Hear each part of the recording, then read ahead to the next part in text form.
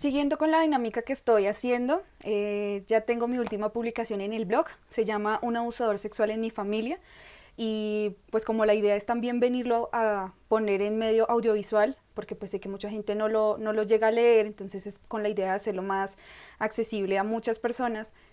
Hoy se los leeré puntualmente porque pues esta vez no lo traje con ánimo de conversar, sino tal vez pues que lo escuchen, obviamente con la idea de hacer unos procesos mucho más resilientes desde mi voz y desde las voces que pasan a través de mí. Un abusador sexual en mi familia. Pasaba el último mes del año y en el calendario daba la fecha de cumpleaños de una de mis primas, la menor.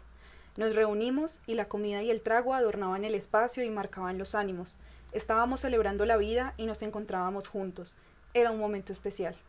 Hay cosas que uno da por hechas y lo cierto es que es en estos espacios donde se aprende sobre la unión, el amor y el respeto por el otro.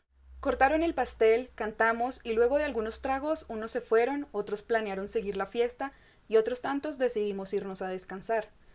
Me fui con mi mamá para el apartamento de mi tía. Estábamos lejos de mi casa y habíamos planeado quedarnos allí. Ella decidió dormir en la habitación de su hermana y yo preferí quedarme sola en la habitación contigua, la de huéspedes. Allí me dormí. Algunas horas más tarde, en la madrugada, sentí una presión en mi pecho. Tardé algunos segundos entre mi inconsciencia en entender lo que pasaba.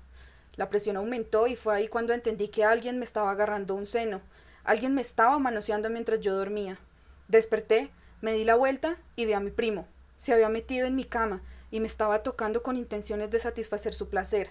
Lo empujé y no pude articular palabra. Estaba inmóvil. Lo miré con asco y reclamo. Él sencillamente resolvió mirarme con desafío y con descaro hacerme entender ¿qué hay de malo? Yo no lo podía creer. Tal vez quise gritar. En mi deseo por salvarme, pensé en levantar a todos en el apartamento y exponer a mi abusador, al tipo que sin mi consentimiento había accedido a mi cuerpo en medio del silencio de la madrugada. Pero me detuve. Había tomado decisiones en el pasado que me hicieron pensar que no me creerían o que a lo mejor, aun creyendo en mis palabras, mi familia defendería a mi primo y justificaría sus acciones. Así que preferí quedarme en silencio. Me di la vuelta y solo pude rogar para que él no hiciera nada más esa noche. No dormí. Pasé una noche tortuosa, me sentía mal, tenía miedo, estaba asqueada, me sentí vulnerable. Un tipo había manoseado mis senos y mi reclamo solo lo hizo sentirse más capaz. Se había burlado de mi rabia, de mi temor. Al día siguiente, él se había ido. La vida en el apartamento de mi tía parecía seguir igual, pero la verdad es que la diferente era yo. No sabía cómo procesar esa invasión a mi cuerpo, no me reconocía cuando me miraba. Mi representación ante el mundo y mi atributo más adorado por mí ya no era el mismo. Un hombre lo había accedido sin mi consentimiento, se llevó mi tranquilidad a cambio de sus segundos de placer. Mi mamá notó mi tristeza, pero prefirió llamarlo rareza. Preguntó que qué me había pasado y sin titubeos lo acusé. Le dije, anoche mi primo abusó de mí, me tocó un seno sin mi consentimiento. Ella no lo creía y me preguntó en repetidas ocasiones que si era verdad, que cómo era posible, decía que le parecía difícil de creer. Sin embargo, aseguró que hablaría con él. Pensé que había encontrado el respaldo del que había dudado la noche anterior, pero estaba equivocada. Esta sería apenas la punta del iceberg de todas las veces que me iban a revictimizar y me responsabilizarían del abuso cometido por mi agresor. En el pasado, confié en mi tía, la dueña del apartamento donde dormí, y le conté detalles sobre una aventura consensuada que había tenido con mi primo. Habían pasado años desde entonces y llevaba más de un año y medio sin haber tenido un encuentro de ese tipo con mi primo. Los besos y caricias consensuadas eran algo del pasado. Yo le había dado fin hace mucho tiempo y eso estaba claro entre los dos. Sin embargo, mi sexualidad fue motivo de escarnio y mi tía le contó a mi mamá parte de lo que yo le había confiado. Utilizó mi intimidad para persuadir a mi mamá y convencerla de que el abuso había pasado por mi culpa. Y con la misma autoridad y firmeza con la que pensé que mi primo sería cuestionado por haber abusado de mí, terminé siendo yo la señalada. Me sentía sucia, no me hallaba, y los señalamientos por parte de mi tía solo buscaban que me culpara, aseguró. Mi amor, eso era de esperarse, tú le diste el derecho de hacer eso. Yo solo podía preguntarme, ¿derecho de qué? El que yo hubiera accedido a besos y caricias provenientes de él hace más de 1 año y medio le daba derecho a acceder a mi cuerpo mientras estaba inconsciente anoche.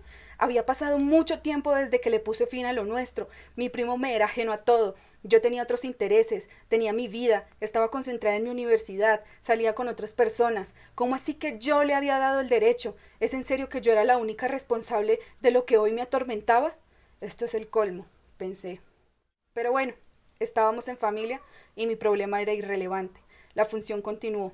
Otros de los motivos por los que estábamos reunidos en esas fechas fue porque mi tío, el único hombre de 4 hermanos y papá de mi abusador, había llegado del extranjero y para todos era motivo de alegría. Sin embargo, para mí se había convertido en otra excusa para extender mi tristeza, mi rabia e impotencia. Nos fuimos de viaje y en el camino recogimos a mi abusador. No siendo lo suficientemente violento el seguir viéndolo y compartiendo espacios con él, mi tía, la que anteriormente me había responsabilizado y expuesto, terminó de contarle, sin mi consentimiento, detalles sobre mi vida sexual a mi mamá, con la intención de persuadirla para terminarla de convencer y animarla a creer que por mi pasado era justificable y normal el abuso que había sufrido y denunciado ante ellos. Sorpresa, se dio. Las palabras y acusaciones de mi tía lograron convencerla. Por un lado, mi mamá terminó molesta conmigo, cuestionándome que el haber contado el abuso que había sufrido sin haber dado detalles de mis encuentros con él en años pasados era contar la verdad a medias, utilizarla a mi conveniencia y hacerme la víctima. Por el otro, terminó dándole la razón a los argumentos misóginos y violentos de mi tía. Estaba de acuerdo con ella. Creía fielmente que lo que me había pasado era consecuencia de haber tenido encuentros consensuados con él en el pasado. ¡Qué impotencia! Ni aun diciéndoles que yo no quería, que era mi cuerpo y que yo estaba inconsciente, me creyeron, o bueno, me respaldaron. El haber acusado a mi primo de abuso había sido la excusa perfecta para ver con cuánto machismo lo iban a defender y con cuánta misoginia y sexismo me iban a culpar. Siguió y siguió. Estaba lejos de mi casa y mi lugar seguro. Estaba rodeada de tantos y aún así me sentía abandonada. Y cada que buscaba una respuesta sensata, solo recibía más reproches. Me acerqué a otra tía y le pregunté, «Tía, ¿usted qué haría si a alguna de sus hijas las toca un hombre sin su consentimiento?» Pensé que no sabía, pero me dijo, «Ya sabía, pero estaba esperando que te acercaras y me contaras». ¿Ya sabía y no había dicho nada? ¿Y si yo no hubiera hablado, hubiera dado por hecho todo? ¿No les pareció lo suficientemente grave lo que pasó? Rompí en llanto y solo una prima de mi mamá se acercó a preguntarme qué me pasaba. Después de contarle, tuvo empatía conmigo y desde su posición como mamá de una niña afirmó sentir rabia, entendía mi impotencia y por supuesto que rechazó lo que mi primo me había hecho. Pero ella fue la única de las voces que no me responsabilizó. La mayoría hizo esfuerzos para hacerme sentir culpable. Mi tía no se cansaba de hacerme saber que yo era la culpable, y mientras yo seguí responsabilizando a mi primo, ella insistió en culparme y asegurar que yo me lo había buscado. Incluso se atrevió a inventar que yo había tenido sexo con él, cuando de besos y caricias no había pasado lo sucedido en años anteriores. Fue capaz hasta de inventar y hacer creer a mi mamá y mi otra tía cosas que no habían sucedido con la intención de defender a su sobrino desde sus prejuicios machistas y sexistas. No salió nada bueno de ahí. Estuve sola en medio de sus señalamientos. Fue una batalla perdida. Una de mis tías se acercó a mi abusador y le habló. Luego de eso, él me buscó y me pidió disculpas. Aceptó haberlo hecho y supuestamente reconoció que estaba mal. Sin embargo, se justificó en que estaba ebrio y que no sabía lo que hacía. Por supuesto que no le creí. Me daba asco que estuviera cerca mío. Él contaba con el respaldo de mis tías y mi mamá. Aún después de todo esto, y mi asco por el tipo que hoy me niego a reconocer como mi familia, mi viaje finalizó con el peor broche de oro. Mi mamá resolvió fiscalizarme arbitrariamente mi sexualidad y a mi primo, su sobrino, solo le dijo, «No te denuncio porque eres mi sobrino y no te quiero dañar la vida». Y mi vida, por ser mujer debo dar por sentado que estas cosas me deben pasar y debo vivir con ellas sin ningún tipo de consecuencias para mi agresor. Y si mi reparación, ¿por qué debo seguirlo viendo en reuniones familiares? Porque sí tuvieron que saber todos los detalles sobre mi sexualidad y a él no le cuestionaron su conducta de abusador. Y a mis preguntas siempre recibí la misma respuesta. Me estaba haciendo la víctima. Al final me tuve que ir con mi mamá y él, mi abusador, se quedó bebiendo y bailando, feliz y acompañado por la familia, cómodo y tranquilo como si no hubiera pasado nada.